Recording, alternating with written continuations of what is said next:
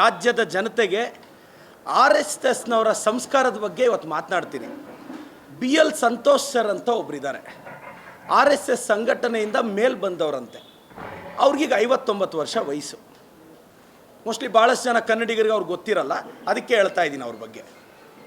ಅವರು ಮೊನ್ನೆ ಭಾಷಣ ಬಿಗಿಯುವಾಗ ನಮ್ಮ ಮಲ್ಲಿಕಾರ್ಜುನ್ ಖರ್ಗೆ ಸಾಹೇಬರು, AICC ಅಧ್ಯಕ್ಷರು, ಈ ರಾಜ್ಯ ಕಂಡ ಮಹಾನ್ ವ್ಯಕ್ತಿ, 9 ಬಾರಿ ಗೆದ್ದವರು, ಕಲ್ಯಾಣ ಕರ್ನಾಟಕದ ಮಕ್ಕಳ ಭವಿಷ್ಯ ಚೆನ್ನಾಗಿರಲಿ ಅಂತ 371 ಜೆ ತಂದವರು, ಲೇಬರ್ ಮಿನಿಸ್ಟರ್ ಆಗಿ, ಎಜುಕೇಷನ್ ಮಿನಿಸ್ಟರ್ ಆಗಿ, ಟ್ರಾನ್ಸ್ಪೋರ್ಟ್ ಮಿನಿಸ್ಟರ್ ಆಗಿ, PWD ಮಿನಿಸ್ಟರ್ ಆಗಿ ಈ ರಾಜ್ಯವನ್ನು ಅಭಿವೃದ್ಧಿಯತ್ತ ಕೊಂಡೊಯ್ದು ಮಹಾತ್ಮ ಗಾಂಧೀಜಿ ಅಲಂಕರಿಸಿದ ಸೀಟಲ್ಲಿ ಕೂತ ಶ್ರೇಷ್ಠ ವ್ಯಕ್ತಿ ನಮ್ಮ ಮಲ್ಲಿಕಾರ್ಜುನ್ ಖರ್ಗೆ ಸಾಹೇಬರು.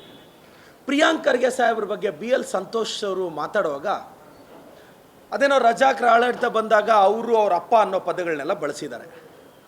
BL ಸಂತೋಷ್ ಸರ್, ಸಂಸ್ಕಾರ ಅನ್ನೋದು ನೀವು ಪದೇ ಪದೇ ಹೇಳ್ತಿರ್ತೀರಲ್ಲ, ಅದೇನು ಸರ್ ನಿಮ್ಮ ಭಾಷಣದಲ್ಲಿ ಅವರು, ಅವರಪ್ಪ, ಇಂಥ ಪದಗಳು ಯಾಕೆ ಈ ಸೋಷಿಯಲ್ ಮೀಡಿಯಾದಲ್ಲಿ ಮೋದಿ ಅಂಧಭಕ್ತರಿಗೆ, ವಾಟ್ಸಪ್ ಯೂನಿವರ್ಸಿಟಿ ಪಿತಾಮಗಳಿಗೆ ಇದೆಲ್ಲ ಬಳಸ್ತೀರಿ, ಗೊತ್ತಾಗ್ತಿಲ್ವಾ?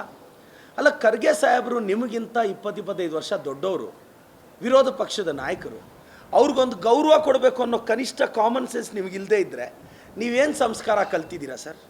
ಇನ್ನೊಂದು, ನಮ್ಮ CT ರವಿ ಅಣ್ಣ, ನಾನು ನೋಡ್ತಾ ಇದ್ದೆ ಗೂಗಲಲ್ಲಿ, CT ರವಿ ಎಂಬ ಪದದ ವಿರುದ್ಧಾರ್ಥಕ ಪದವೇನು ಅಂತ.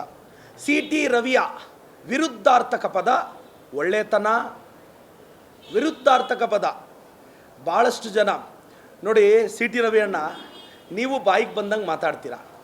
ನೆನ್ನೆ BL ಸಂತೋಷ್ ಅವ್ರ ಭಾಷಣದಲ್ಲಿ ಹೇಳ್ತಾರೆ, ನಂಬಿಕೆಯಿಂದ RSS ನಡೆಸ್ತಾ ಇದ್ದೀವಿ, ನಮಗೇನು ರಿಜಿಸ್ಟ್ರೇಷನ್ ಬೇಕಾಗಿಲ್ಲ. ಸರ್, ಈ ದೇಶದ ಕಾನೂನು ಬಗ್ಗೆ ಗೌರವ ಇಲ್ವಾ? IT ಆ್ಯಕ್ಟ್ ಬಗ್ಗೆ ನಿಮಗೆ ಗೊತ್ತಿಲ್ವಾ? ಮತ್ತು ಯಾಕೆ ಕಾನೂನು ಪಾಸ್ ಮಾಡಿದ್ರಂತೆ? ಏನಾದರೂ ರಿಜಿಸ್ಟ್ರೇಷನ್ ಮಾಡಿ ನೀವು 106 ಕೋಟಿ ತೊಗೋಬೋದಾ?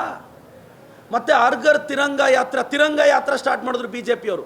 ಸರ್, RSS ಕಚೇರಿಯಲ್ಲಿ ಆರಿಸಿ ಸರ್ ಫಸ್ಟು. ಅದೇನೋ ಮಾಡೋದೆಲ್ಲ ಅನಾಚಾರ, ಮನೆ ಮುಂದೆ ಬೃಂದಾವನ ಅನ್ನಂಗೆ ಆಗಿದೆ. BL ಸಂತೋಷ್ ಸಾಹೇಬರು ನಮ್ಮ ಖರ್ಗೆ ಸಾಹೇಬ್ರು ಕ್ಷಮೆ ಕೇಳಬೇಕು. ನೀವೇನೋ ಏಕವಚನದಲ್ಲಿ ಮಾತಾಡಿದ್ದೀರಾ. BL ಸಂತೋಷ್ ಸರ್, ನೀವು ದೊಡ್ಡವರು, ನಿಮಗೆ 58 ವರ್ಷ, ನನಗೆ 40 ವರ್ಷ. ನೋಡಿ, ನಾನು ನಿಮ್ಮನ್ನು ಸರ್ ಅಂತ ಇದ್ದೀನಿ, ಸಾಹೇಬ್ರೇ ಅಂತ ಇದ್ದೀನಿ.